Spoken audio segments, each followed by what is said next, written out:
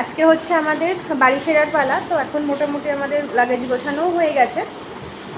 3টের সময় হচ্ছে check out করবো। 6:30টার ফ্লাইট আমাদের এখান থেকে। তো এখান হোটেল থেকে এয়ারপোর্ট যেতে বেশি টাইম লাগবে না, তাই জন্য আমরা রিকোয়েস্ট করে 3টে চেক আউট করে নিয়েছি। তো 3টে ওই 3:30 নাগাদ বেরোবো। তো মোটামুটি 8 ঘন্টা 40 মিনিটে এয়ারপোর্ট পৌঁছে যাবে। তো ঘোরা ঘোরা ঘোরা ঘোরা এখানেই শেষ।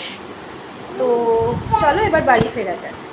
তো আমরা বেরিয়ে তো পড়েছি, কিন্তু বেরিয়ে পড়ার পর হঠাৎ আমার হাজব্যান্ডের মনে হলো যে একটা জিনিস মিস হয়ে গেছে।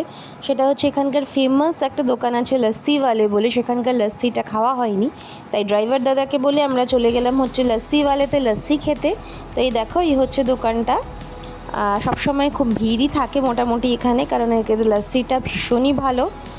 তো আমরা 2 গ্লাস লস্যি অর্ডার করলাম, আর লস্যিটা এসে গেছে, তোমাদের দেখাচ্ছি, দাঁড়াও। এই দেখো, এই হচ্ছে বিরাট বিরাট দুটো মাটির গ্লাসে দিয়েছিল। তো সেই লস্যি খেয়ে আমরা এখন একদম আমাদের ডেস্টিনেশন মানে এয়ারপোর্টের উদ্দেশ্যে আমরা বেরিয়ে পড়েছি।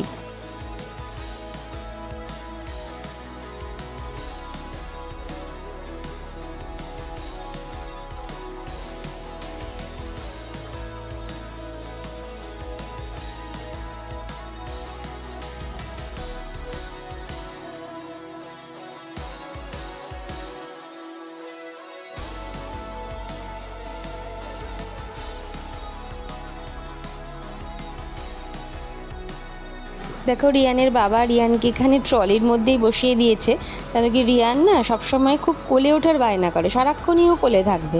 তো এত তো কোলে নিয়ে হাঁটা পসিবল না, লাগেজ নিয়ে ওকে নিয়ে। তাই এখানে ওকে এভাবে ট্রলির মধ্যে বসিয়েই ওর বাবা নিয়ে আসছে। তো আমাদের এখন ভেতরে ঢুকে গেছি এয়ারপোর্টের। তো জয়পুর এয়ারপোর্টটা তো তোমাদের আমি আগে দেখিয়েছিলাম আমার ফার্স্ট ভিডিওতে। তো এখন আমরা যাব হচ্ছে সিকিউরিটি চেক ইনের দিকে। সমস্ত কমপ্লিট করে এখন আমরা এসেছি হচ্ছে একটুখানি খাওয়া দাওয়া করতে। আর রিয়ান দেখো এখানে দিব্যি খোলা জায়গা পেয়ে ঘুরে বেড়াচ্ছে। আর আমরা এখানে এসেছিলাম হচ্ছে কেএফসিতে। তো কেএফসি থেকে একটুখানি চিকেন খেলাম।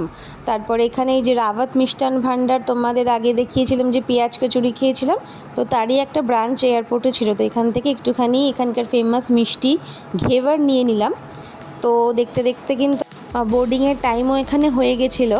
তো এখন আমরা যাচ্ছি হচ্ছে বোর্ডিংয়ের উদ্দেশ্যে।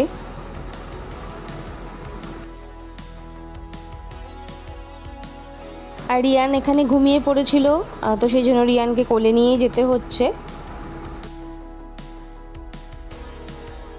তো এখন আমরা ফ্লাইট বোর্ড করব, অলমোস্ট এসেই গেছি। তো এই হচ্ছে আমাদের ফ্লাইট।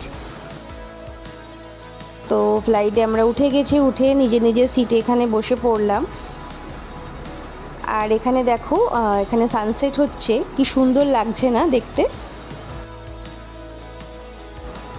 আর টেক অফের আগেই কিন্তু রিয়ান এখানে ঘুম থেকে উঠে পড়েছিল, আর উঠেই ওর তো বিভিন্ন বায়না শুরু হয়ে গেছে।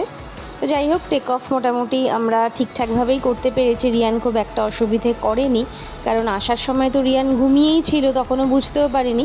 বাট ফেরার সময় কিন্তু ও বুঝতে পেরেছিল। দেখতে দেখতে কলকাতা আমরা প্রায় পৌঁছেই গেছি। তো জাস্ট ল্যান্ড করার আগের মুহূর্তে তোমাদের দেখাচ্ছি, দেখো ওপর থেকে আমাদের শহর কলকাতাকে কত সুন্দর দেখতে লাগছে। তো ল্যান্ড করে গেছি, এবার আমাদের লাগেজ কালেক্ট করার পালা।